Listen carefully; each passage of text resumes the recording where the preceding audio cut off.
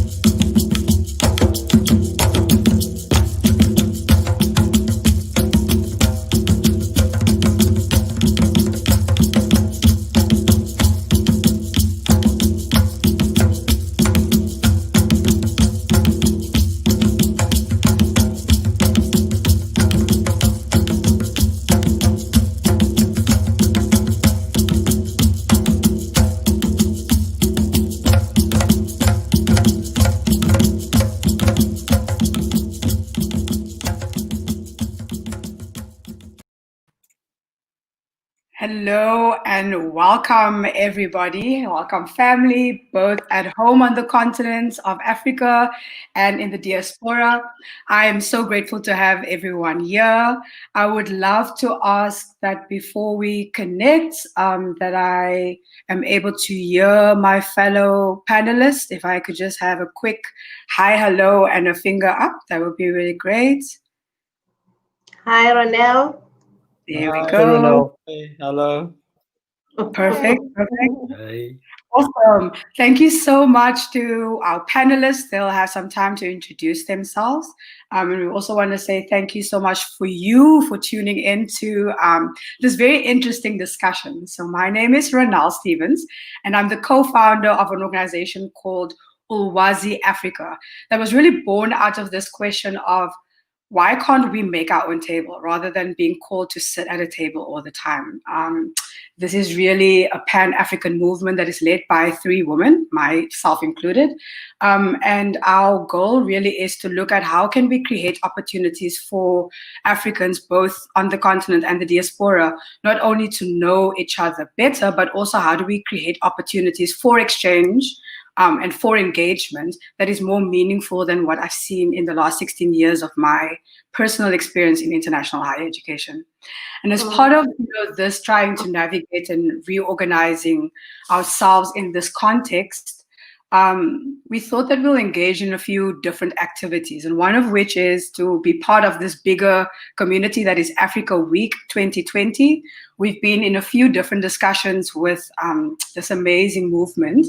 And today, at least, we wanted to have a conversation, particularly speaking about different concepts that we hear going around, but in particular, thinking about how are we able to think about these concepts, challenge these concepts, and to think about what are the things that we need to do to bring these contexts into an African space, or actually to lead the conversation on these concepts.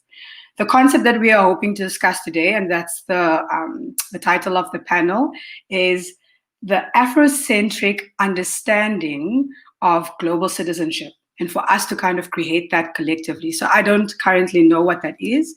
It's a concept that I'm hoping to explore with the panelists, and I regard them as not only friends and family, which I'm so honored to have, but also as people who are foremost in international higher education and higher education itself. And I really feel that the insights and the inputs that they've had in their various industries will really kind of guide the way that we are thinking about how to have this Afrocentric lens. There is one more panelist that is meant to be with us, and I'm just going to check on him to see if he's able to join. But in the meantime, I think we may be able to start by having each panelist introduce themselves. And maybe as part of your introduction is just to talk about how you come into the space as well. That would be very important for us to do. So I think you can pop, unless you want me to choose how you're going to be introducing yourself. In that case, I think I'll start with Dr. Sina, followed by Quentin, Dr. Fu, and Dr. Keisha. Hi, everybody. I'm Sina Mosito. Thank you very much, Ronel. I was invited into this space by Ronel, and I've met Ronel, through education. That's the best way of putting it. And I've met her through educational spaces, through all kinds of work that she's been doing. And she knows that my big interest is really about how the extent to which educational spaces are inclusive of, people who are diverse in many ways. Because I teach inclusive education in teacher education at one institution here in South Africa called Cape Peninsula University of Technology. So that's me in short. Thank you, Dr. Sina. Hi, my name's Quentin Redcliffe. I currently work for CIEE as the Director for Diversity and Inclusion. But prior to joining CIEE, I worked for the University of Cape Town, where I was involved in exchange programs. And so my work largely now is with US students traveling abroad. But back then, we were engaging on exchanges, what exchanges really mean, whether they're reciprocal. And then also, when we spoke about exchanges, they never included the continent, unfortunately. And if you go onto the website today, you'll notice that it still doesn't include exchanges. And I'll talk a little bit more about just how problematic that is when the attempts for those exchanges do exist, how they show up. So yeah, thank you. Thank you, Quentin. Dr. Fu?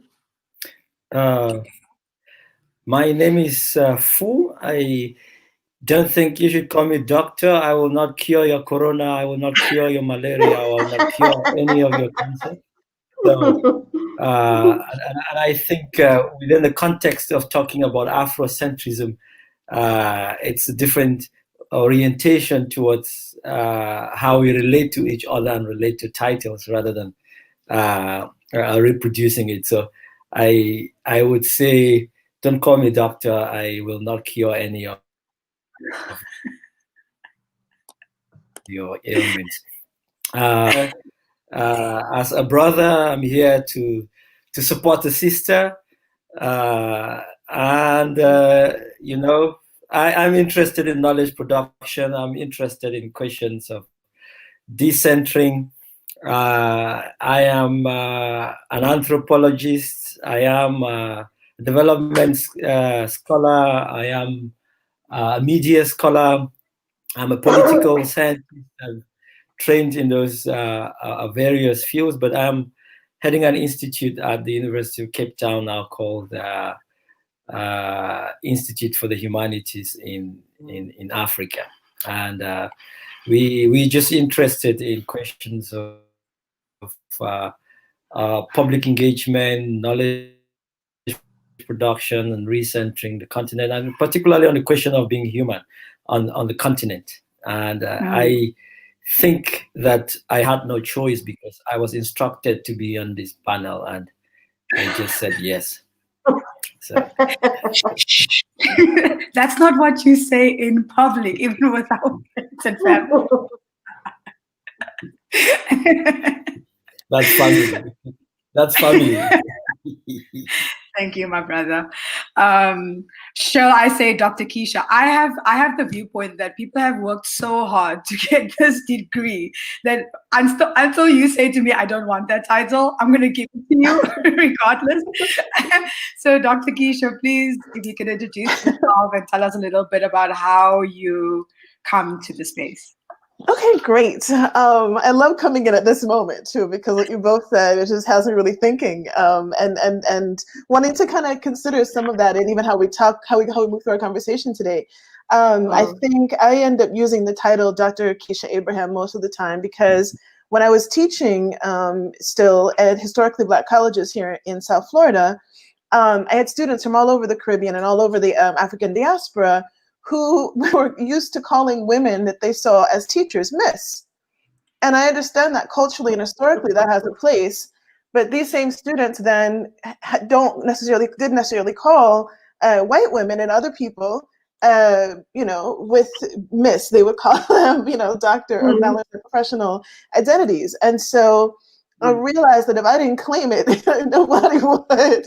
And so, you know, I think it matters to our kids and our young people as they're growing up to know that there's more education that you can get that takes you to these other places and then includes these kind of titles and things. Not that I personally could care less about the title in my personal life, but because of what it could mean for young people growing up and, you know, for how we understand our space in the world.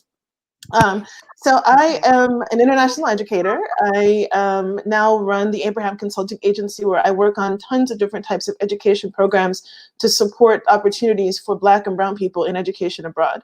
I work with all kinds of people, but my focus has always been on the African diaspora and how we connect. Having lived in a range, just about everywhere in the African diaspora, every kind of representative region in the African diaspora, and done work in those locations. I am absolutely committed to our opportunities to gather and connect with each other wherever and however we find each other, and to really provide more opportunities for our young people to see themselves in the world connected to other people in the African diaspora so that they can understand themselves holistically. Thank you so much, Dr. Keisha. And you're right, you know, just today we were talking about you know, I was asking people how they learn, and the one woman was explaining that she learns through visuals. And part of that is actually representation, you know, so the conversation around being doctor or choosing not to have that title, to use that title really comes from like kind of that space. Like sometimes it matters to you, sometimes it doesn't. And I respect both of them. I think for me, yeah, it's just, for me, it's a matter of respect. And as you were saying about the miss, that's so totally... Because I grew up in that culture, you know, like you say, miss. And I caught myself one day with my daughter's teacher saying, "Hey, Miss so-and-so," and she was like, "It's actually Mrs." And I was like, that's also good. And I think maybe as we're thinking about like delving into this concept of global citizenship, I remember coming into the world of international higher education, and it was always that idea of what do you gain from the experience, you know, and everyone was always talking about, like, I remember at some stage there was a little tagline, what will your story be? But now I see almost everywhere you go in the world, like people use that as one of the, either the competence or the output of an experience. And so I almost want to put it to the panel, help me kind of ground myself and the collective that's watching. How do we ground ourselves in this concept of global citizenship? So if you were to be able to, I guess, explain it from your perspective, what will that sound like, you know, and what will that look like? And I think for me, it's also a follow-up question would be, if you think about how it's defined currently in the spaces that you occupy, do you feel that it is an inclusive concept, or do you still feel that it really positions itself in a very specific way? And if you can explain a little more about what it is that you mean with that. So I'm not going to have a specific order. Anyone could just... Sorry, Ronel, I just want to check with you. Tumi didn't get to introduce themselves yet, so I don't... Tumi is actually not part of our panel. She's my friend, actually. She just wanted to... Okay, sorry, I was family, so everyone is really welcomed here. But most welcome. Sorry, I just didn't want to make sure, didn't want Tumi to be excluded, especially in light of your question. Yes, I think that's very important. I'm glad maybe she could tell who she is, because she has a keen interest in do you want to share? I think that you're muted, ma'am. I'm now putting on the spot, and I'm just an attendant to this. I'm invited by Sina, but thank you for allowing me to this space. I'm Dimitri Ale. I'm an associate professor at the University of Johannesburg, and I'm the head of Department of Educational Psychology and educational psychologist by profession. That's just the brief of me. And you are my friend. I'm the president of the UJ Convocation. And I'm amazing. We're happy to have you here. And if you want to participate in the conversation. So don't worry with my videoing of I am here and I am listening, and I'll also participate and ask where I need to ask as a participant. Awesome. Please feel welcome. Thank you, Quentin, and thank you so much, Tumi, for introducing yourself. Thank you, Ronel and Quentin. There is actually one more person, but I don't think he's able to make it onto the call. His name is Ryan Boven, and some of you may know who he is. He's our brother from Dominican Republic. I really thought that it would be such a good space for him to like enter, but I don't know what had happened to him. He hadn't connected, and I think he's struggling to still connect. If he does join, he can be part of the conversation a bit later. Yeah, I just want to give him a quick shout out, hoping that he can join. Just in case he can't, thinking about you, Ryan, and happy that you'll be sharing the space with us. Hopefully. He's also a daddy to a newborn. I think she's for a few weeks old. So I know that also occupies a lot of like the time and the mind at this stage. So we're being very mindful of him in this time. But just to check, thank you so much, Quentin, again for having us bring Tumi into the space. I wasn't really sure how to manage that process, but I do actually see Ryan in the conversation, or at least I just saw a message from him. Ryan, if you are here, if we could just maybe see your face, and if you could introduce yourself to the rest of our audience, that would be great.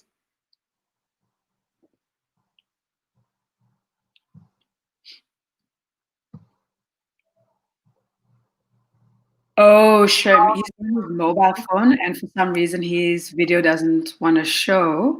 Are you able to unmute your mic and still share with your... There we go. Oh, there we go. Perfect. Hey, can you hear me? Yes, we can hear you loud and clear. Hi, Ronel. Oh my God, that's you. That's a picture. Keisha, Dr. Keisha. Oh my God, this is so amazing to see y'all. I'm gonna stay connected without the video for a few minutes because I'm just on the way rushing home to my wife and newborn child. So, but I can hear y'all, and it's all love. I'm in the Dominican Republic. I'm working on doing some maroonage. I think that a lot of y'all would be down with that and how we can connect all around the world on those kind of concepts. So for me, that's a little bit of global citizenship. But in the meantime, while I'm in traffic, I'm gonna turn the mic on mute. I love y'all. It's amazing to see y'all and be part of this conversation. Great to have you. Great to have you. In like 5-10, I'll be back in fully connected. I'm listening. Perfect. Awesome. Thank you so much. Thabo, I see that you had also joined us on video. Do you want to introduce yourself? He's my student. So I think he saw on Facebook that I'm here. Oh. Thabo? Yes, ma'am. Good morning, good evening, everyone. My name is Thabo. I'm doing my final year at CPUT Mobile Campus. Yes, like my lecturer said, I'm a student. Yes, I think that's all. We're so happy to have you here, Thabo. This is so great. This is like exactly how it happens at home. You know, when people, they're always surprised when they say they have these parties that you need to RSVP for. I'm like, why? Everyone who needs to be there will be there. And that's just how it is. So please be welcome. So happy that Ryan could join us as well, Ryan. I'm happy, Sina, that you had shared this so widely because it seems like all your people are joining us on the panel too. That's great. And maybe just to as we're thinking about the panel discussion, and we are so happy, Thabo and Tumi, for you to also participate in this, because I do think that it's broader than just what the panelists are able to offer to the space, but to maybe just ask the question about what global citizenship means to you, or is defined by you, or how it is defined by you, and whether you could comment about whether the definition that you know or that you see in your space is inclusive, or how it positions itself in the bigger international higher education industry, but also how it finds itself in your own industry, if that's not an industry that you are part of. And anyone could really jump at this. I'm not going to be calling out names. Just feel free to share, what your initial thoughts are on it. And yeah. I would like to approach it from a perspective of somebody who's in teacher education. And for me, when you talk about a global citizen, especially within teacher education, I think about a student teacher who understands their space in the world beyond the here and now, given the fact that we don't just educate, the learners in our classrooms for the local spaces that we inhabit. We are really thinking about the role that they're going to play beyond the spaces that they find themselves. So this is somebody who has a very comprehensive understanding of both the local and international space, and of course, whose idea of what their role is within that space is nuanced by a lot of things. The political issues that they find themselves within, and the cultural, and it's really about understanding one's role within a very highly diversified space with all its challenges and opportunities. And of course, if I'm asking a question from education is, to what extent am I preparing my student teachers for that kind of place? I'll leave it there for now. Yeah, that's actually a very great question. I mean, a great response for me to also reflect on, because even when I think about university, I mean, I went to university and I had a very specific idea of what I wanted to study. Well, I thought at least I did. But I got there and I was so influenced by the person who was talking about a course that he teaches. So it's unrelated to, or not related to, like what I went there for. I went there to learn more about the university, but actually to learn more about my field of study. And when I met him, it was literally haphazard, it changed my entire perspective of what I want to do. And I do think that, teachers, facilitators have such a powerful space in really creating that for us. So yeah, thank you so much, Dr. Sina. That means a lot. And your work is important. I don't know if anyone else from the panel wants to just jump on.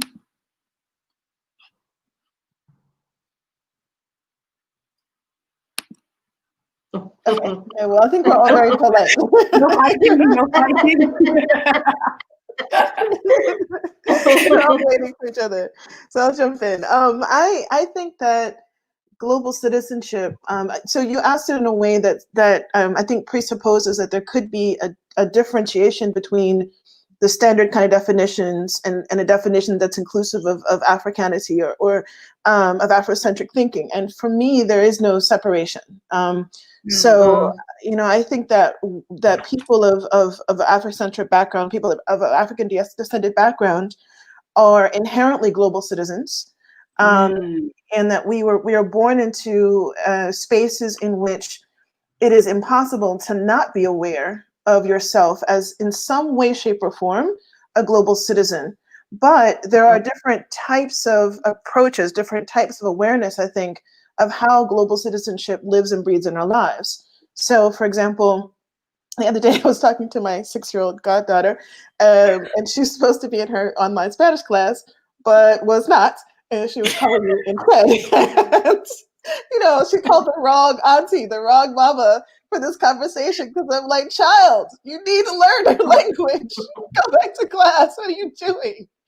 And she didn't understand in her worldview at this time why she had to take this particular class. And so the longer we talked about it, I asked her, well, what languages do you need to know? What language would you like to know? And she was really specific. She said she wants to learn Zulu. She only wants to learn Zulu. Wow. She lives in Tallahassee, right? This little girl lives in Tallahassee, Florida, right? And so it's because of what her influence has been, the people around her, the people who have helped take care of her. This is their language, literally the love language that she's grown up with, right? And so it doesn't matter that she's in Florida, which many people associate with being a place that is predominantly Latina. That is part of her cultural context as well. But for her, she's inherently thinking about the world in a larger context. And so I think, like Chino was saying, you cannot be in education, in education, teacher education. You cannot be developing teachers and not thinking about the impact that they have globally and how to make sure that they have the tools that they need in order to be able to engage with parents, families, communities of their students, and the students that those students will end up teaching.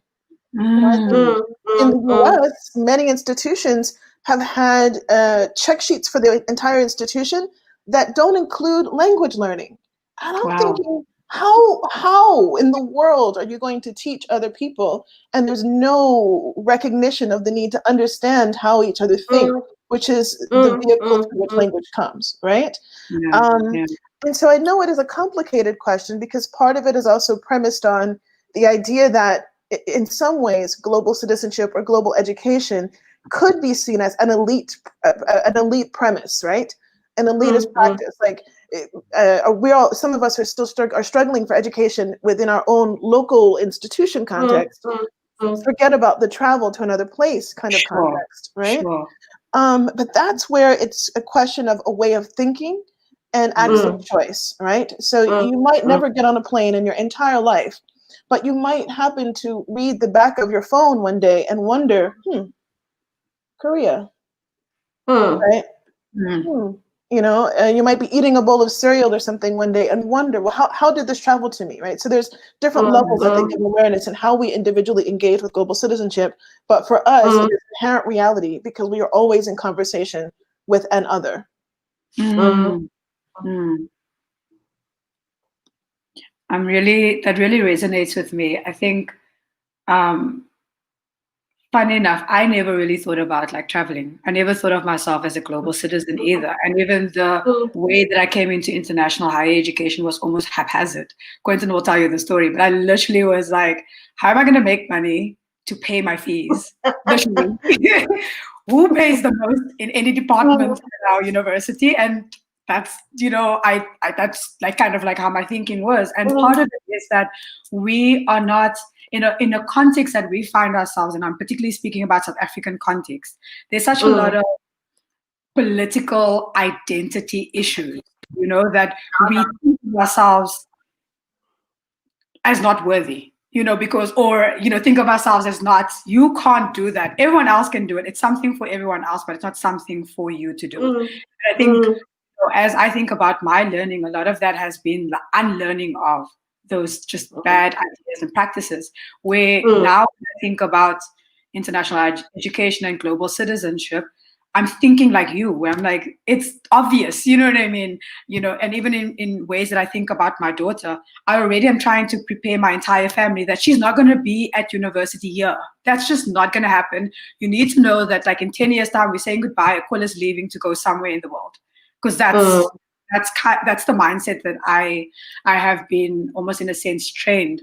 But we still, and I think Dr. Sina, you know that more than ever, being in the spaces that you find yourself, your students are really put on a path where they need to be working on the education year, but it's trying to push them to think about the education beyond. And even Dr. Keith and Quentin and Divine, and even Ryan, it's like trying to, in the local context, really trying to like push beyond and push people to think beyond just the here and the now, you know, getting your degree, getting into a job, and, you know, that's it. Also thinking about what lies beyond my state boundary or our provincial boundary. You know, it's not even thinking about the world yet. It's like, can we leave Cape Town? You know, and then push like, you know, the boundary for the rest. So definitely a place where I feel I've been pushed to, not a place from where I started, I think. So that's very, very useful for us to also carry in like in the conversation. I don't know, Divine or Quentin or even Ryan, if you want to jump in. I see what you guys did there. Ladies first. Or maybe they just got brave. I don't know. The ladies have spoken already. Yeah, the ladies are like, listen, this is where we do. I'll jump in if that's okay. Yeah, so I think one of the things that Dr. A always challenged me on is that words matter. And so I think when you think about global citizenship, it's a word that could be very problematic because it implies the ability to travel. And also it's also been state captured by international education to mean something that is really not as well. So it implies very often that it's Americans who are going to be able to go and travel, and they're going to be able to learn, but mostly take, unfortunately, unless a program's extremely mindful. And so the other thing is living in South Africa has also taught me how it's important for us who can't travel to begin to realize, actually, like many other places, the world has come to this part of, or let's put it that way, more people from the continent have come to this part of South Africa, and it provides us with an opportunity to learn together. Since Ronald used the example of a daughter, I'll use the example of my son. My son ended up, because of the way that we subscribe to education, we sent him to a boys' school that was mostly white. And our son was young. He was in this high school. He never had the language to articulate the fact that there's a part of my identity that's not being represented in this space. He was forced to play a sport that's mostly white, unfortunately, and hopefully it could change depending on whether. Anyway, he played rugby, and he hated this rugby game where he got bashed around and he had to sing a particular song.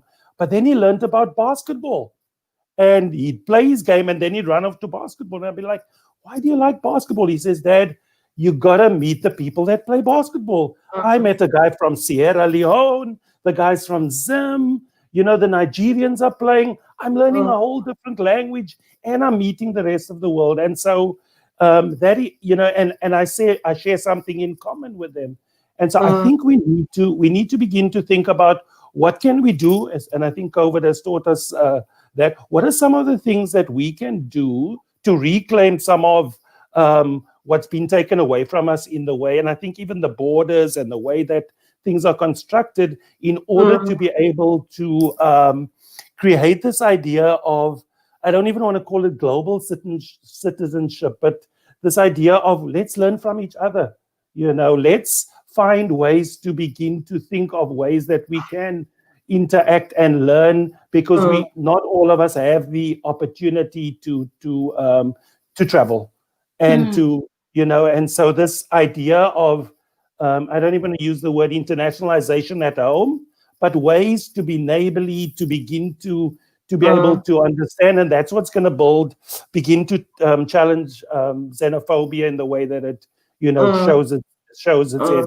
Another, just a very simple thing for some people, but I, and together with many other people, have realized the benefits of having many people from other parts of the continent come into South Africa. I mean, doing hair these days is a joy for many men who, in my age group, because the attention to our hair, instead of having to go to a white salon, for the lack of a better term, who's not going to, it's just another, and there are many other things in terms of cooking and food. And so the point I want to make is that we need to begin to think about what are the ways that we can find in order to be learning from each other, in order to make it this idea of global citizenship a reality for those who can't travel. Sure, Quentin, that's like really just sitting with me, because actually when I think about the experience of xenophobia, I've come to also know that it's not xenophobia because of who the anger is addressed to or towards. And I've heard people use like the term Afrophobia specifically because it's not people who are from America or from Australia or from Europe that are being attacked in the country. It's specifically people from the continent that are being attacked in the country. And I think even when we think about that, because I know for sure that when we thought about Ulwazi and really what is the foundation that we're building kind of our work on, it really came from that. As a South African, I didn't learn about Black leaders until like university. The only way I could really kind of have any engagement in that, and particularly from where I was living, the access to knowledge that I had at that particular space, it was really just like my parents that were sharing information with me. And even then it felt like folklore. It's like this disconnection, because what I was learning in history is just not what I could connect myself to in the world, because that didn't look like what my world looked like. But the older I'm getting, I'm realizing also the students that we got, the students that I meet at university, they have an even less, like a lesser engagement with like the world and, you know, what our Black leaders are like, who our leaders on the continent look like, you know, and what they actually brought to our liberation, or even to have like serious engagements about like what's problematic about certain leadership. I don't really get that unless you do humanities, unless you're in the field of like politics and you know, those kind of subjects. Like, you don't get to be exposed to that either. And for me, you know, again, going to a salon, etc., I mean, that's definitely like part of my life. I'm also having to realize that that's not necessarily a part of most South Africans' lives, you know, or not most, like a lot of South Africans' lives. And so for us, it's also the challenge of how do we bring into the space a conversation about, I love the word that you used, like neighborliness. And I almost want to put that as like a proposal for thinking about global citizenship. You've also used the word in a previous meeting that we had about belonging. And I found those two words very like empowering, because it's not about like this big globe that we are trying to assimilate to and kind of assign meaning to, but it's really thinking about like, what does it look like locally, you know, and how are we able to speak about that in a way that, so I really appreciate like your input on that, Quentin. And it's definitely made me think about like where we also are in terms of positioning Owazi in that context. And so, Brother Divine, if you could maybe share, because I think that, you know, your kind of work really spans into like this idea of being human on the continent, which of course sounds hilarious, you know, at first thought, but kind of, I don't know, refining or rethinking like the politics around that. I would really love to hear what your thoughts are on global citizenship, whether it is like a term that we should continue using, and, you know, if it's something that's really encompassing of being human in Africa in that sense. Yeah, I don't know how to contribute or where to enter the conversation, because people have said so many brilliant stuff that it will be difficult, you know, to say something else.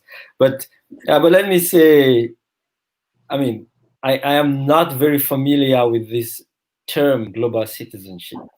That's one. It's a term that is really popular amongst pop stars. It's a term that has become at the center of lots of celebrity lives and activities.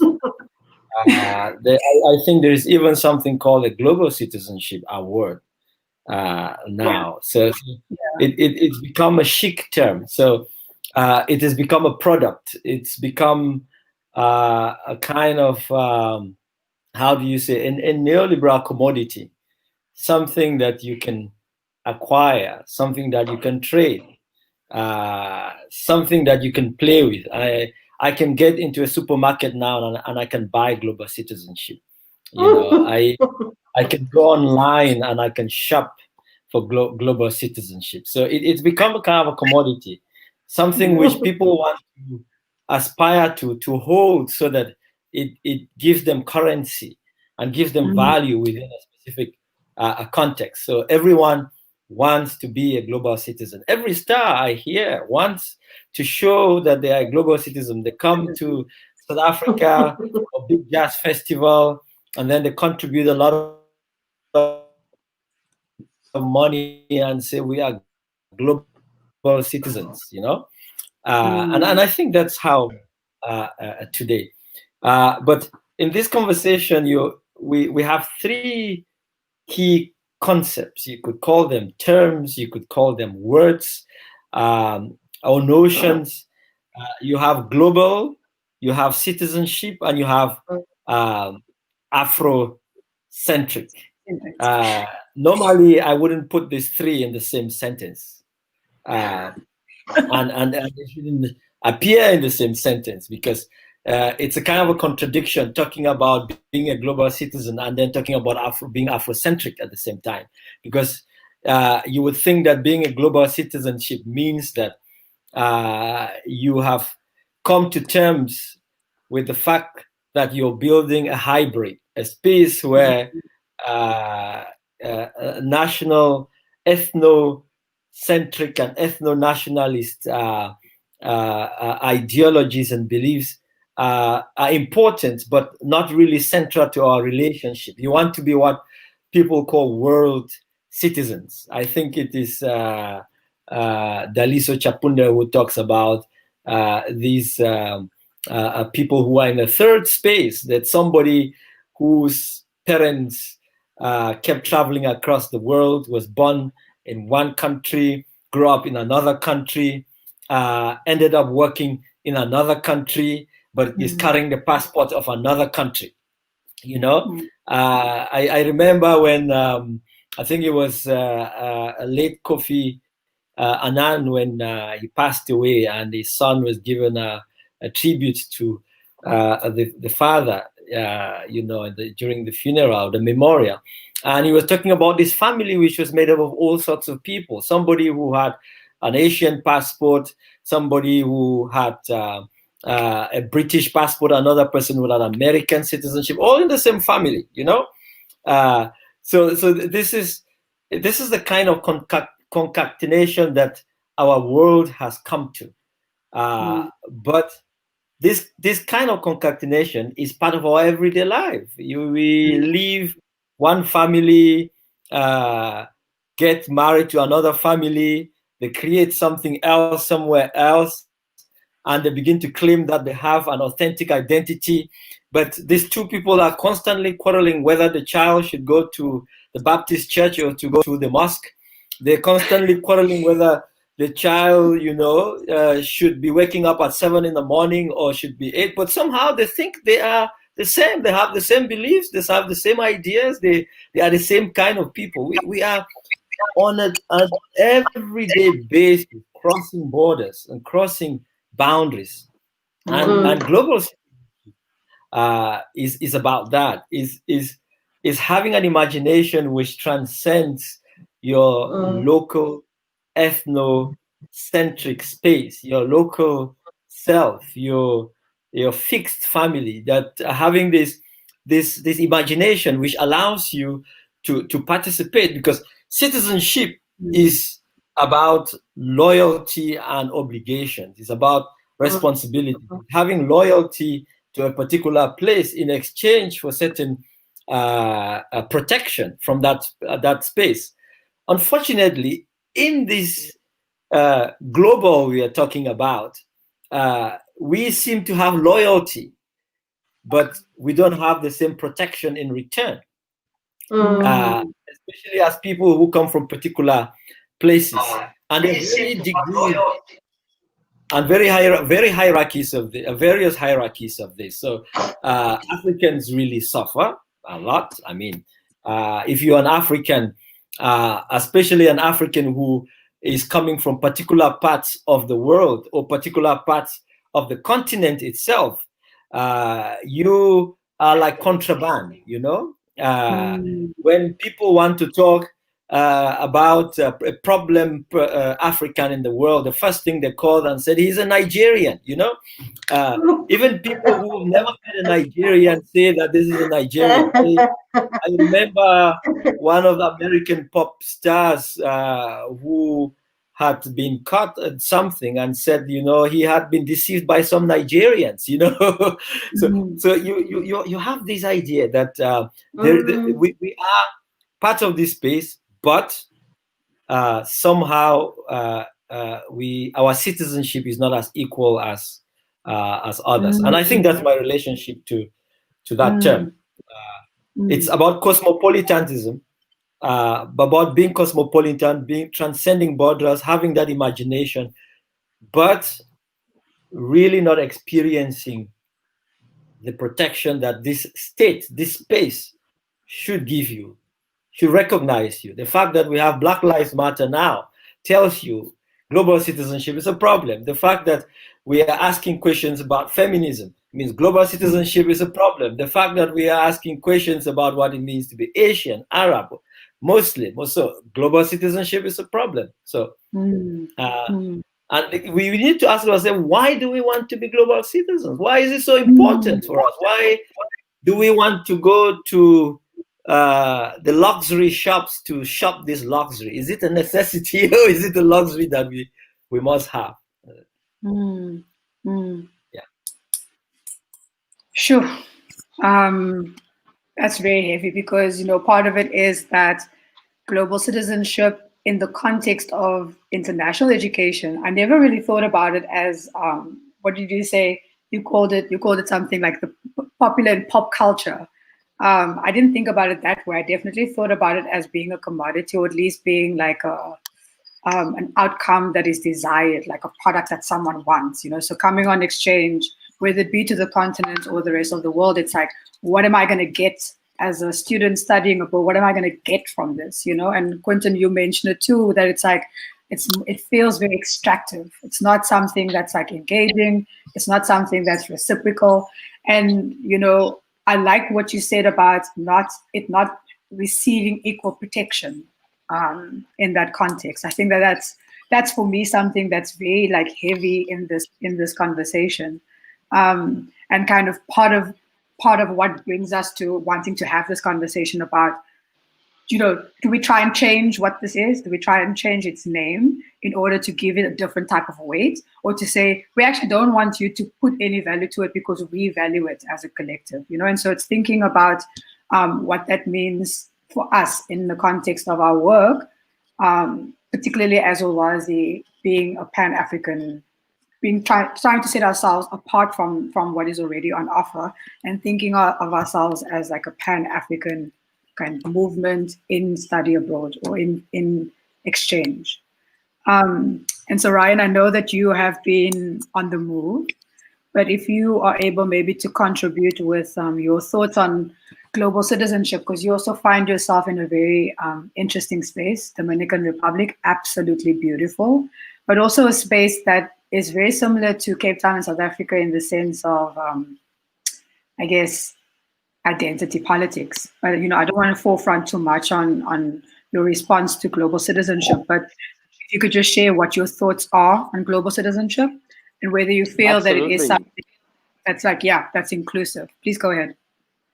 Yeah, once again, as Divine said, it's an honor to be in this group with each and every one of you. At a loss of words to really be able to say anything profound, as it's already been said. But I thought that it was very fascinating to take into account that I'm coming from a very African American perspective, an internationalist kind of from North America, and to think of that is as the context for which global citizenship for me was very attractive as a student. It's what I wanted to be. It's when I got to study abroad. I first went to the continent in Mali, and then I came, within that next year, I was in the Dominican Republic. I was feeling like I was living out that kind of dream of being a global citizen, and having a relationship with my, partner and wife, Jenny. At that time, I realized that, she didn't have the same kind of visa. Global citizen. For me, being a global citizenship was having a blue passport from the U.S. and that coming with all the privileges that I became apparent to me more in personal relationships. When my partner couldn't come to the U.S. When we even to go to other countries, we were jumping through all sorts of paperwork and bureaucratic procedures just to be able to go visit a wedding. Something for me that seemed like to take it for granted, por supuesto in Spanish, I was thinking. So to think of global citizenship in a critical light was really astounding to me. For me, it was a given that this is what we want, of course, but to be recognizing how much of that is tied to the privileges that come with national citizenship really is giving me a lot to reflect upon.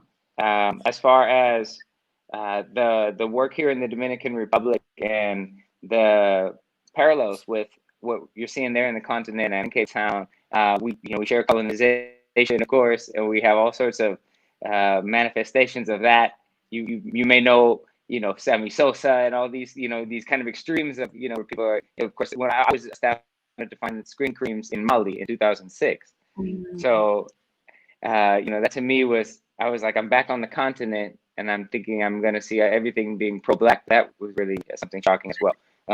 I'm just drawing that parallel from Sammy Sosa, who's a Dominican athlete, if you don't know, who bleached his skin. He's very prominent out here. And he was, you know, looking, a chocolate brother who now looks very pink. So when it, the manifestations of a kind of anti-Blackness and our relationships geopolitically with our partner nation, Haiti, and Haiti being markedly different in their own colonial processes, definitely have made manifest a very complicated and complex scenario out here in the Dominican Republic, where now more recently you're seeing more of a pro-Black aesthetic being accepted, but it's kind of like you know, you want all the dance moves, but you don't want to have to catch the cab kind of going back home. That was a parallel we used to always say in the States. You want all the good things, the aesthetic, the features, but still we don't want to deal with the inherent oppression that's going on to Black bodies here.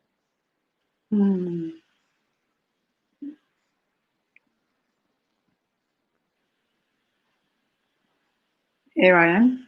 I just wanted to check that you had completed your thought. For the moment, yeah. Yeah, sorry. The only reason I was checking is because I wasn't sure whether this was a technical break or whether you had actually completed your thought. Yeah. Thank you so much for your contribution. I mean, I think what's very heavy is particularly thinking about, and Divine, you said it in your closing statement, something about if there's something wrong with global citizenship if there's the rise of Black Lives Matter. It's you know, problematic to think about global citizenship in the context of you know, what it means to be Arab, Muslim, etc. And I think, Ryan, you had emphasized that when thinking about like the anti-Blackness and thinking about how global citizenship, you know, I like the idea also of talking about like the blue passport, because literally that is my experience every time I travel, not only with the big hair or when I wear the scarf, I always get stopped, you know, and it's just like, you know, but it's also thinking about what does that mean? What's the weight to that? Why is it that we're getting stopped? And so it's almost like the limitation after the limitation after the limitation. But even if you get the opportunity to travel, it just is significantly more difficult for people to move across the globe, rather than, you know, as compared to others. And so I don't know. I feel that I'm trying to be mindful of the time, but I feel this is such a rich conversation. I almost feel like we just started. So do let me know if you need to jump off the call. But I want to almost, you know, turn the tables in the sense of asking another question. And apologies if this feels like a lot of questions I'm just throwing at you, but my brain works that way. I spoke earlier in a meeting with Quentin. I said, I come from a time where I was discouraged to ask questions. Tina, teachers told me to not ask questions, you know, just listen to what they are saying, listen to the instruction and do as they will, or do as they tell us. And once I got to university, I realized the richness of questions. The more questions I asked, the more engaging my conversations were. The more I could thought into the type of questions that I asked, the more I could get from engagement. So this is really just one of those platforms for me, again, to dig a little deeper. And so wanting to kind of deepen the conversation about global citizenship, I almost want to ask the question around, if you could name this phenomenon something different, you know, if you could make a proposal for calling it something different. We already had Quentin mentioning this idea of neighborliness, or a term that he had used earlier on in a conversation with me as well. He's spoken about belonging. I'm almost wanting to push the boundaries in here. What would you call engagement that is very Afrocentric in a sense? And I'm throwing that word in again, just because I'm really trying to like hone in, what does it look like for us? You know, if global citizenship is in this thing that is, or that sounds like it's exclusive, to certain people to move easier through the globe than others, or to think about engaging beyond their borders than others? What can we call this phenomenon? So I'm just going to push that to the panel. I want to jump in with a little, just a little bit more on what Ryan was saying too. To just, I want to address what you're asking, but I want to just kind of dig into that a little bit further, because Haiti presents such a really interesting kind of set of questions for us to consider in relation to the question you're asking, right? So global citizenship in Haiti, given so much emphasis on aid, and Haiti as a place that continues to receive people and things from other places, then has this difficult relationship, I think, to being Haitian and being part of the world in a way that is a positive thing, right? In a way that says, I could see myself powerful and in the world, not only as a recipient, right, of these people coming in and the aid and whatnot coming in. I think this is the case in some other places within the African diaspora as well. But just thinking about that in relation to the DR, and to have these two very, very different orientations, two very different nations sharing this space with borders between them that are very artificial, right? And yet very real, like artificial and at the same time very real, you know? And then how that complicates so much the relationship to anti-Blackness, Africanity, which is its own thing, I think, in this location. I feel like Haiti becomes the repository of all that is African and therefore seen as problematic and in need, right? As opposed to the reality that this is a place that is given the concepts of freedom and independence that so much of the rest of the African diaspora has learned from and benefited from, right? And then, you know, within our migrations and movements as African descended people, I think there is something really profound and necessary for us to think about as African diaspora citizens. When people ask me where I'm from, a lot of times that's where I will claim, because it's not one place that made me. It was really all the engagements with all the places throughout the continent and throughout the Black world that, and all of the world. Like I don't, you know, I'm not excluding the places in Europe as part of the Black world. I want to be clear about that. That the impact of colonization makes the whole world places that we access and engage with, whether we want to necessarily or not, but that inform our cultural context. So I know it's a lot, but I just needed to think about a little bit more about what it means to be recipients of people and aid and things from that nature that kind of sometimes kind of swallows up in some way all the positive and the beauty and the good that comes out of a place that contributes to a sense of well-being, especially also when you have the migrations, right? Of people coming from places, creating new diasporas in other places, and then having to renegotiate what it means to be in concert and connection with people from those same places that were coming to give aid and now you live with. Yeah. Oh.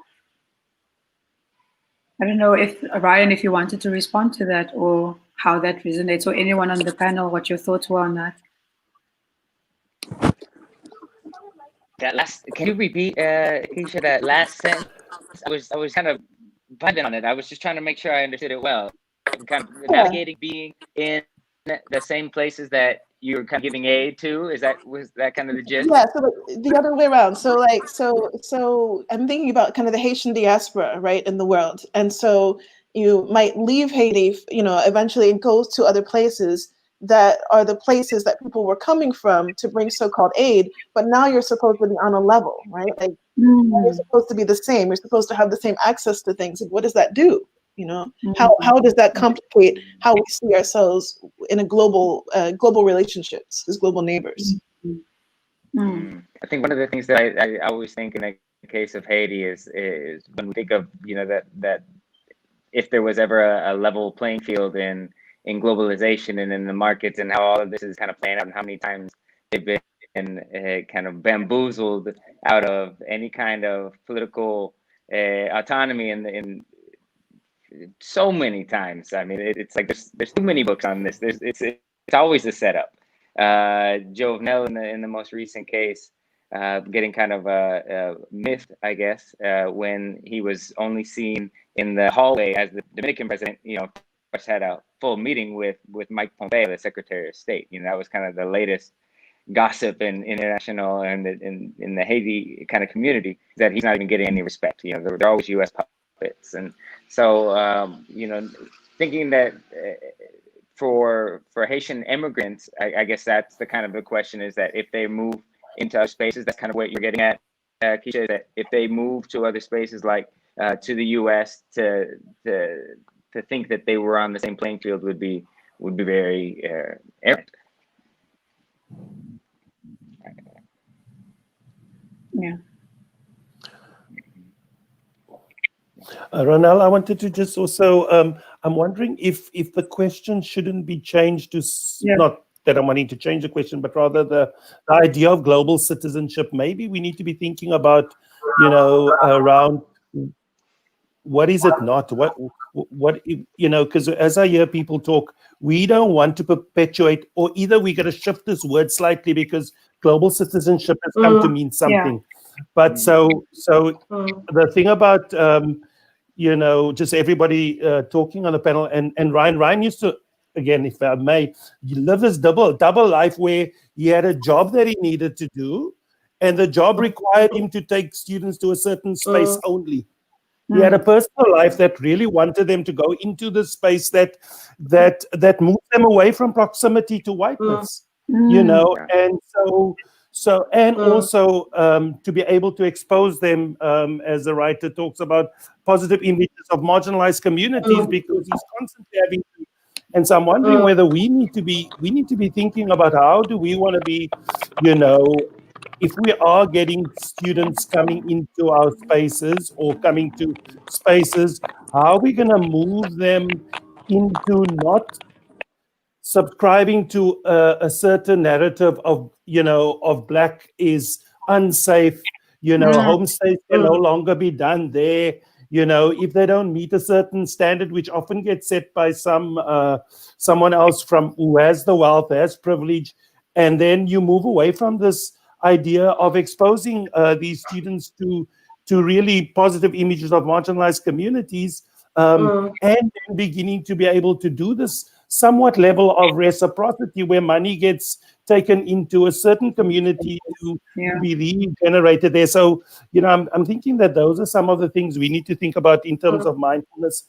Keisha spoke about the language thing. We're moving so far away from language constantly in order to make sure that we can, do this quick global citizen, stamp the passport, check the box, and then we miss, so much because we haven't taken the time to get students to acquire a language which goes way beyond just language, and we're talking about culture and understanding some of what's happening behind all of those things. Ronald,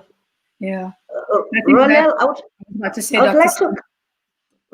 would like to come in there, and I think one of the speakers, I don't remember whether it was Divine or somebody else, said something about young people in Africa, and I'm not sure who it was, but I would like to come here in their defense to say that we are talking about global citizenship, and I would like to argue that young people in South Africa at the moment are recognize the place in the world as global citizens in many ways. We are talking about young people who are politically aware, and they're agents of that awareness. And we have seen this fine definition in many things. Take, for example, the Fees Must Fall movement, which has really shown us how politically aware that is. And I would argue that being a global citizen does not necessarily involve being in an aeroplane, carrying a passport. It's really about fighting for one's rights within the space, understanding the context, and what really matters at that time. And I think young people have really proven that. And what we could be asking now, if we go into global citizenship, then we bring in issues of, decoloniality within education, is the extent to which our education reflects, all those ideals of what a decolonized curriculum is. And of course, as an African, how do I express my sense of being and doing, which is actually captured in the education that I'm teaching. And unfortunately, if you look at our curriculum, everything is about, written print. It's good to be print aware, to be literate, which is all good. But does literacy only confine itself to a particular way of doing things? And to what extent, if we are global citizens, do we encourage and actually find the space of orality within how we do things? Understanding that as Africans, we are people who engage through, oral, expressing ourselves and recognizing that in our educational spaces. Earlier on, you asked about concepts that resonate with us when you talk about global citizenship. Global citizenship. I would think about Ubuntu, which maybe is also one of those things that Divine might see as a concept that we are selling all over. Because Ubuntu means it's something that you go to the shop and you buy and you put it in your pocket. And and of course, very often we argue that every African practices Ubuntu. And I was listening to a very interesting debate 2 weeks back, whereby they were saying that yes, traditionally we could self-describe ourselves as people who are very Ubuntu aware. We believe that I am because you are, but we live in a space whereby all those things have been ruptured. We are in contexts whereby we are doing things differently. And then, of course, for me, being in education, to what extent does how I do things and what I do actually reflect those principles of Ubuntu? And of course, how do I actually encourage my students understanding that it's cool to practice Ubuntu? There's nothing wrong with it. You can engage with all these other ways of doing things. It's okay, but understand that, recognizing the other within yourself, which goes into ethics of care within schools, is actually a good thing to do, and we should never forget about that. So I'm going back into the defense of young people. I deal with young people who are so aware. It's not funny. They challenge me. I learn a lot from them. And for me, that is actually a very good example of what a global citizen is. These are not young people who are sitting there with their arms folded, as we usually think. This is a misconception about what it means to be a Black child within a school context, that Black children don't question. No, Black children question a lot. Trust me, they keep me on my toes.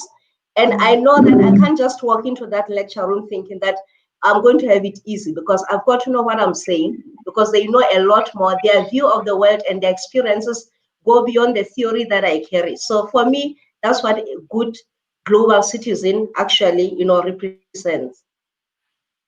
I know I've thrown in a lot of concepts here, Ubuntu, and our politically aware people. I don't know whether it all makes sense, Ronelle. You can capture it in your own way. I do like the idea of, how some of these concepts are ruptured, because even in the way that we think about COVID-19, obviously it's taken something away. And I think part of it is to understand what has it taken away, but also what has it given us. You're right. I mean, my daughter made this Black Lives Matter poster. She just did a drawing, and it caught me completely off guard, because I was like, wait, what? We haven't even had this conversation yet. Slow down, And I asked about it, because obviously I saw it on her iPad. And before, people come at me, she actually has an iPad for school as part of the stationery. But she did this image, and it's an image, so it's like blue in the background. So if you can indulge me, because I'm a visual learner, like blue in the background, and then it had about like 4 different, it looked like children, and all of the children were Black, like they were colored in like brown, and all of their like smiles were frowns, was upside down, and at the top she wrote Black Lives Matter. And I was so confused, because I was like, we haven't had this conversation yet. Where did that come from? And also, how did she capture the emotion of just like sadness? And so, of course, I asked her, and the response that I never expected, I expected something like, yeah, I was reading this book, and actually, I'm joking, but she actually had said something to the degree of, well, I actually had listened to the song. And the song was talking about how people in America are feeling very upset by the police killing only Black people. And it made me think about a lesson that we had in class that was talking about how Black people were killed in South Africa. And I was like, she's 8 years old. How, where, how do we even enter? And so you're right, by that young people are so engaged. Don't ask me what I said after that. It was a long conversation with a lot of like, but it was for me enlightening in the sense of, we always talk about how being in the world or having access to all this information sometimes could be problematic for students, etc. But also it's interesting for me to, in that sense, think about how important it is to also allow that engagement to happen almost like in a natural way, and not as a parent like, no, I want you to have these thoughts and these ideas around it. So yeah, young people are definitely engaged, and that's part of they have global access in that sense, and for me, that's, one of the things to think about is like the idea of access and what global citizenship means in that context. But just before I allow any other comments, I just want to go to some of the comments that are coming through online. And Angela Myers had mentioned that maybe, because there's a question that was posed. So the question is, tell us what global citizenship means to you.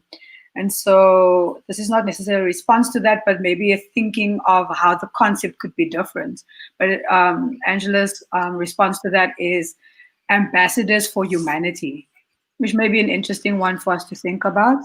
Bring back Black Wall Street. Okay, someone had said, what's his name? Yakai is wonderful. Time to unite. Bring Street. And then another comment was, global citizens are people who through their experiences and engagements are able to carry forward that engagement and acknowledge, appreciate, and respect people of many different backgrounds, cultures, ethnicities, religions, etc. And maybe just to bring it back to the group again, is just to kind of have maybe some closing statements, because I'm also aware that we should be closing our session in the next 10 minutes, 15 minutes at least.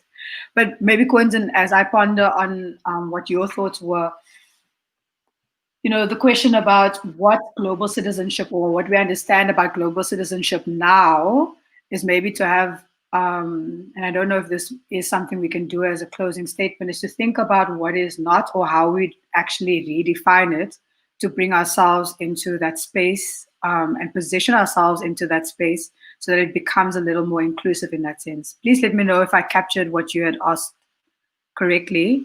And then if I could ask the panel to engage that question as like a final thought. That's absolutely fine. So if I could get some of the panelists to share their thoughts on this. Divine, I see that you unmuted yourself. Was that a mistake? I see you unmuted.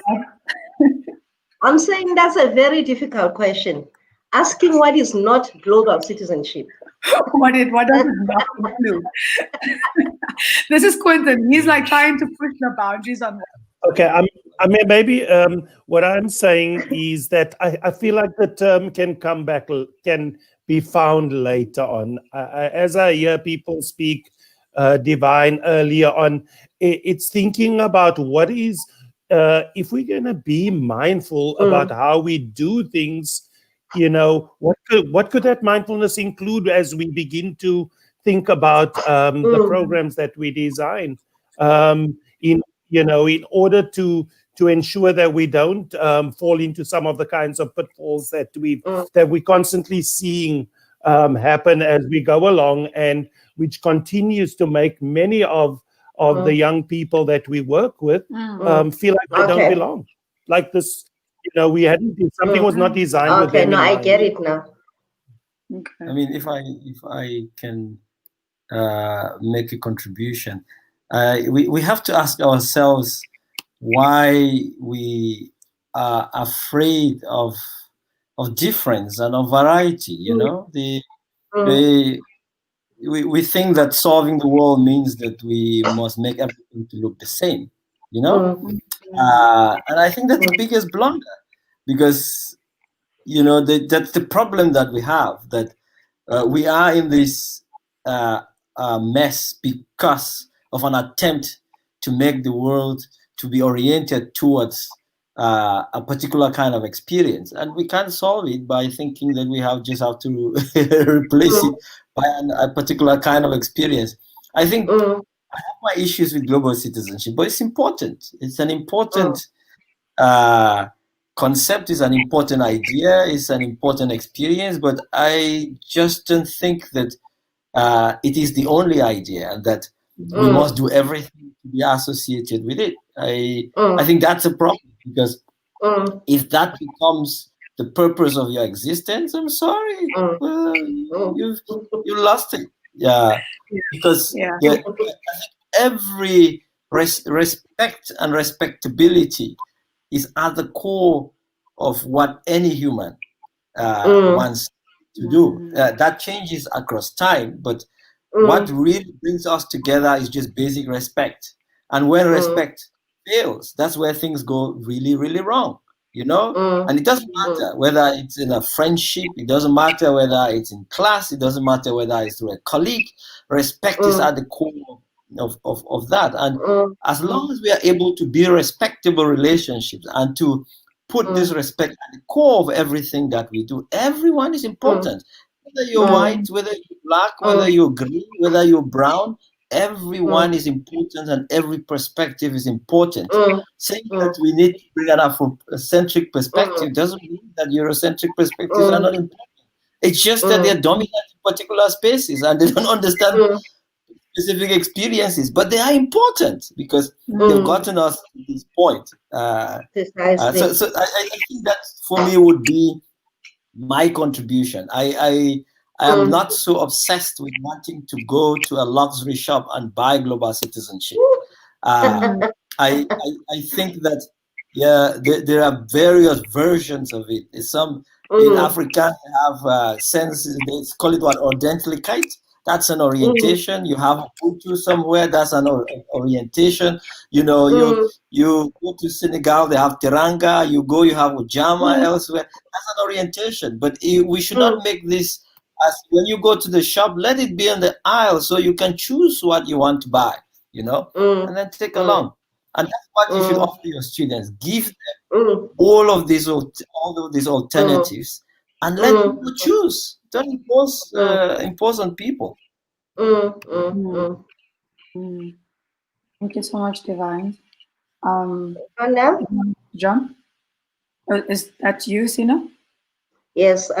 You know, to link to what Divine has just said, you know, I think for me, it's global citizenship. It's when we think that, and we think and we believe and we express it through everything that you do and say, that there is not only one way of being and doing, in short. And like he said, it's about respect to diversity, that we inhabit very diverse spaces.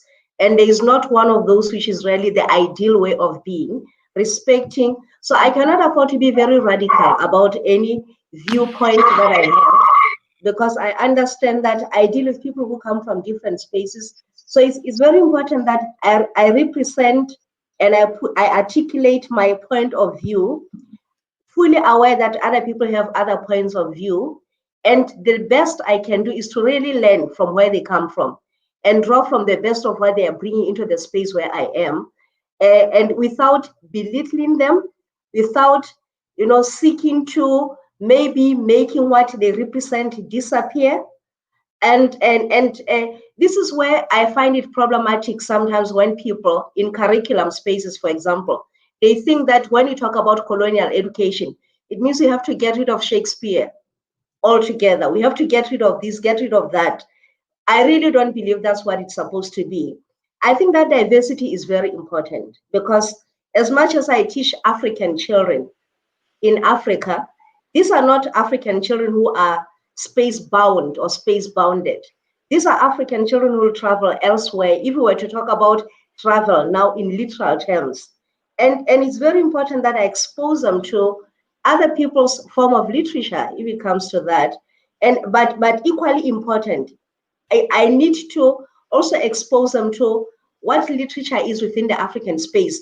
not just within Cape Town, South Africa, truly African, so that, you know, it comes back to those issues of xenophobia, whereby I've had my friends here in Cape Town, who I've had say, oh, I met this dude from Africa. Then I ask, what do you mean you met a dude from Africa? No, it was an African. So I ask, what are you? Then I realized, you know, I was sad. I've been so sad when I hear that, because I've heard it so often. So then I have to interrogate that. And I'm not talking about young people here. I'm talking about people who grew up in the 70s, 80s, like me, whom you would think they were surrounded by all these issues of, you know, oppression, and they were part of the struggle that really sought to see a different way of being. And they still talk about that they met dudes from Africa, as if they're not in Africa. So I think the moment whereby we come to understand that there are many ways of being, and we need to welcome, you know, that diversity and celebrate it and draw from the best of it. There is not a single person who's altogether bad. Otherwise, that's a cardboard character. So going back to what Divine said about Nigerians, we know what people say the moment we mention Nigeria. What is the first thing they think of? They think drugs, they think human trafficking. And it's so sad, because how can the whole nation be representative of such a thing? And then if we were maybe to think about people like that way, so let's think about South Africa and say rapists, child rapists, people this, people that. Would we be happy if we are represented like that? So and so we need to understand that, you know, every people from wherever they are, you know, come with elements of good and bad, and that's human nature. And we need to draw from them what we can learn, without necessarily labeling people as that which we perceive as who they are. Thank you, Robert. Thank you so much, Dr. Sina. I don't know if anyone else wants to jump in. I see that, Ryan, your microphone is on. Yeah, I thought that one of the things that was interesting in one of the commentaries, and the props to Sina and Divine, I really appreciate hearing your insights from the continent as well, because it's really opened my mind up quite a bit. One of the comments that I think an Amanda she made was about kind of being, in my mind, what is a humanist, a global citizen being a humanist on an international perspective, as somebody that treats other humans well. Basically, it really came down to, you know, appreciate and respect the many different backgrounds. To me, that just seems like it's almost a given. It's like we should just be treating people well like that in the first place. So if we're going to be defining global citizenship, I would say to be a citizen, it's like there's this idea of rights and responsibility. So what is your responsibility above and beyond just being a good person? That's something that's it's a question that's come to my mind. Is it just a given if you travel around and if you appreciate other people? It's like it seems soft. It seems almost kind of like tolerance when there are people that are being, you know, murdered, and we're saying be tolerant to the LGBTQ and trans women. Here yesterday in the DR was another a woman that was a trans person that was murdered just yesterday. So, you know, we that's always going on. So I feel like I don't want, if global citizenship is something that I want to hearken towards, or that I want to strive towards being, if there is something worth saving there, maybe Divine has already kind of made up his mind. He's got to sit saying it's almost unnecessary, but it's something that I've always felt compelled to strive towards. So if it is that, I would say what more is it than just being a good person? It has to be something about being taking action towards making other opportunities for others to have that kind of access and take those kind of actions, and to be liberated, to be their own sovereign kind of life plan and purpose, to be able to live that out. That's what I would propose that it should or could be. Yeah, I appreciate that, Ryan. We are also getting very close to this conversation wrapping up, and I'd like to ask maybe Quentin and Keisha have any closing comments just before I wrap up the panel.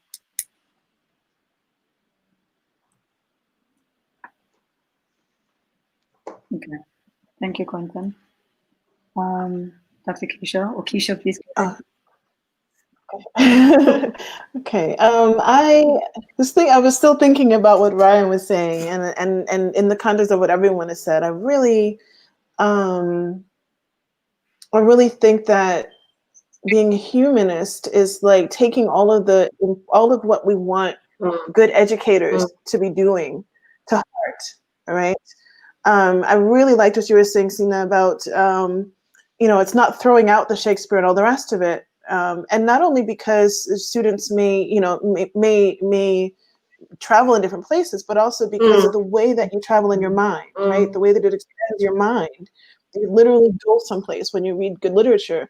And we need to be reading the literature all over the continent. I'm always so surprised by how little diaspora literacy there is in every location of the diaspora that I go to. And I include the continent as part of the diaspora, right? Because we have so much internal migrations and movements there as well. And so I think there's something really profound about really digging in deep to an understanding of what being a good human is. And a good human would include an understanding and appreciation for, I think the way that you all have framed diversity today is so important. I will say openly that it's a word that I've had real problems with. I really struggle with this word so much because in so many contexts, it gets used for a blanket for all things non-white, non-hegemonic, non-straight, whatever the like ruling class, whatever the ruling hegemonic beings have decided is not them, has been considered to be diverse. But the true understanding and the true meaning of it is really what you all have explained today, what you've used today, which means that we need to all have opportunities to expand our mind, our bodies, our relationship to ourselves on this plane, through opportunities to engage with difference, through opportunities to even see ourselves different in different contexts and different locations, and to consider what our relationship is to those things, to kind of have an opportunity to process that a bit more. So yeah, I think that's what I want to say. Thank you so much, everyone. I had an idea for what this panel could look like. I knew that the people that I brought to this space would really leave us feeling like there needs to be more, and this feels like one of those conversations that needs to carry on in one form or another. I can't make promises online about it being a conversation that we'll have in Africa Week for this week, but it's definitely something that I wish to continue, maybe in the capacity of Ulwazi, or if any other opportunity avails itself, even within this forum, that would be wonderful. But just to say thank you so much for everyone's time. Thank you so much for your insight and for helping us also challenge as we think about what this big concept is and how it is that we can actually move it to a space that is that speaks more to what it is that we want to gain from experiences that exist. I think that as we engage, I'm constantly mindful that we speak about Africa, we speak about the world, and we're doing this on platforms that's not accessible to everyone. And so in this moment also, I'm trying to remain very mindful of those who may want to participate but don't have access to participating, and how we can think about how we can create those spaces for those as well. And as we are moving into a world that seems to be more interconnected, but also just keeps kind of bringing gaps or leaving gaps, it's just another mindful practice for me. But I definitely feel that today's conversation brought me so close to every continent. I'm trying to think who is actually represented, but every different country was represented here, and the conversations that happened in our comment section as well. I feel like this is literally the start of something so much bigger. And so I want to stay in touch with all of you as I have in the past. And I think also some of the people who had been attending the conversation, we want to see how we are able to think about this more broadly and also to bring other concepts like these onto the table. But just for now, thank you so much for being here and for sharing so generously. I hope that we definitely will be in touch in the future. and hopefully more will grow from this panel discussion that we had just started having. So thank you very much, and a good evening from Cape Town, and a good day to all those in the US, based in the US right now. And I think we will be signing out, and something else will be checking in. Thank you so much.